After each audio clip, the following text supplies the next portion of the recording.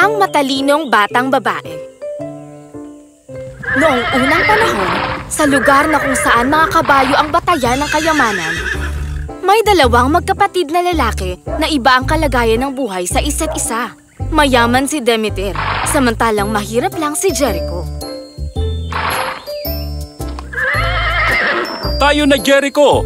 Kailangan nating makarating doon bago lumubog ang araw. Pupunta ang dalawang magkapatid sa isang pagdiriwang na magaganap sa bayan. At nang paalis na sila, biglang dumating ang anak na babae ni Jericho. Sige na po, Itay! Gusto ko pong sumama sa inyo! Magiging mahaba ang paglalakbay, anak. At mapapagod ka. Matagal ko na pong gusto makita ang bayan. Payagan niyo na po ako!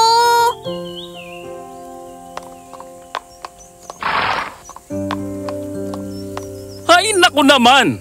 Pasamahin mo na nga yung anak mo nang makalis na tayo. Magiging mabait po ako, Itay, pangako. O siya, sige. Halika na. Buong araw silang naglakbay at nang sumapit na ang gabi, malapit na silang makarating sa bayan.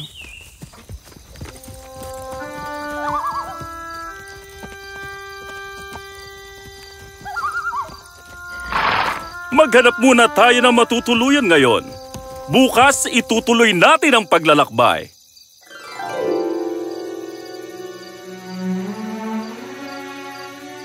Mukhang meron pong kubo doon sa unahan. Talaga? Tayo na!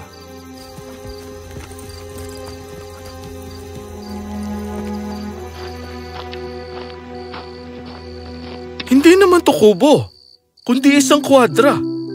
Magandang lugar ito para tulugan ngayon. Tingnan niyo po! Maraming tubig at pagkain para sa mga kabayo.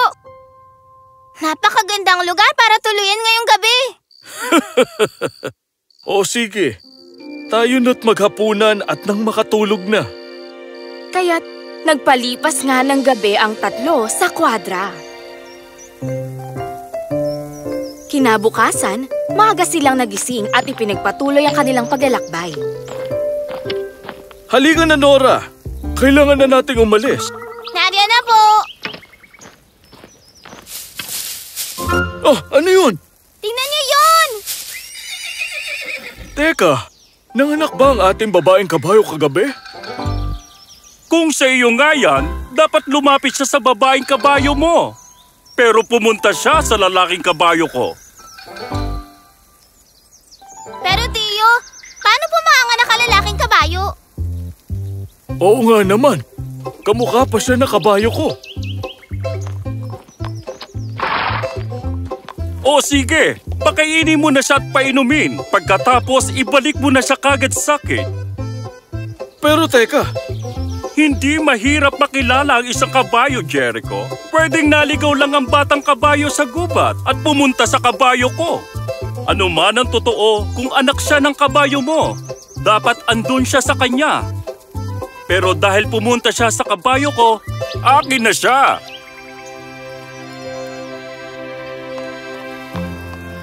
oh, nakita mo na? Ano? At dahil doon, nagtalo ang dalawang magkapatid kung sino ang nagmamay-ari ng batang kabayo. Pero may naisip na paraan si Nora.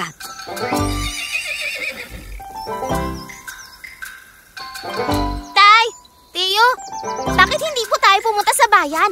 Di ba naroon ang matalinong hari? Puntahan natin siya! At tanungin kung ano ang sagot. Tama siya. Oo nga, mas matalino nga talagang anak mo kaysa sa'yo. Tayo na!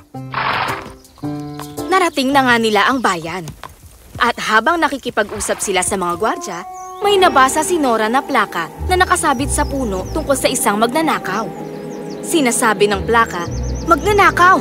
At kung sino man ang magpapaalam sa hari kung saan ito matatagpuan, ay bibigyan ng pabuya ng 100 dukats. Sinabi ng magkapatid ang lahat sa hari. Kayo, ano sa tingin ninyo?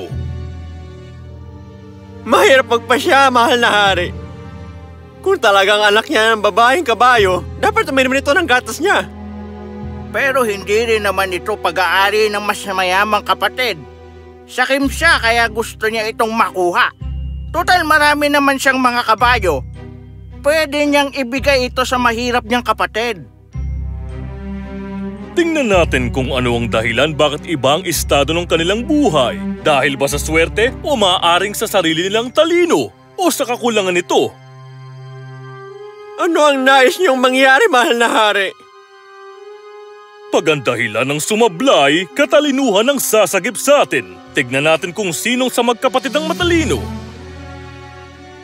At dahil wala namang nagmamay-ari sa inyo, ako'y magbibigay ng tanong. Kung sino man ang may pinakamagandang sagot, ay siyang may-ari.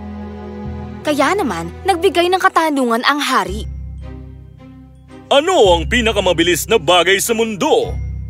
Ano ang pinakamalambot na bagay? At ano ang pinakamahalagang bagay sa mundo? Nagulat ang lahat sa kakaibang katanungan ng hari.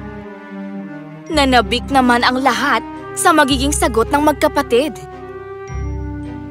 Iniisip ni Demeter na kung magugustuhan ng hari ang kanyang sagot, siya ay pararangalan nito, kaya ito ang kanyang sinabi. Alam nyo, madali lang yan, mahal na hari. Meron pa bang bibili sa inyong kabayo?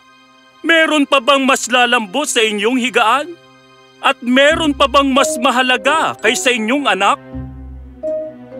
Ano ang iyong kasagutan, Jericho? Isang simple at matapat na tao si Jericho.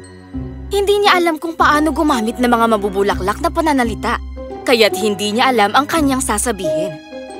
Mahal na hari, ang isa sa mga kapatid na hindi makapagbigay ng kasagutan. Wala man siyang kasagutan mas maganda pa nito kaysa sa isang kasinungalingan. Bigyan natin siya ng panahon. Biglang napaisip si Nora. Gusto niyang magbigay ng matapat na kasagutan. At ito na nga ang sinabi niya. Mawalang galang na po, mahal na hari. Maaari po ba akong sumagot para sa aking ama? Oo naman! Bakit hindi? Magiging tapat po ako. Hindi ko po talaga alam kung ano ang tamang sagot. Pero base sa kung ano ang nakita ko dito sa mundo, ang pinakamabilis na bagay ay ang hangin. Napakabilis po nito at ito'y pwedeng maging bagyo. At wasakin ang lahat ng madaanan nito. At ang pinakamalambot na bagay ay ang halik ng isang bata. Kagaya ng paghalik nito sa akin. At ang pinakamahalagang bagay sa buong mundo ay syempre, katapanan. Kung hindi, hindi po kayo magbibigay ng gantimpalang 100 dukas para mahuli ang magnanakaw. Mahusay! Mahusay, Jericho! Napakatalino nga ng anak mo! Matapat at totoo! Nagustuhan ko ang kanyang sagot, kaya't maliban sa batang kabayong ito, bibigyan kita ng 100 pa at 10,000 dukats bilang premyo. At para sa'yo, Demeter, pwede ka namang maging mapagbigay pero pinili mong magdamot at ito ay walang magandang resulta pero nasa katapatan ng tunay na premyo. Sana may matutunan ka dito. Naunawaan ko, kamahalan. Salamat, kamahalan! Napakabuti niyo! At ganoon nga, maaari tayong mandaya ng ating kapwa, hindi rin naman natin to ikauunlad. Mabubunyag din ang katotohanan. Kung gusto nating maging masaya at kontento sa buhay, matuto tayong maging matapat, totoo at matalino.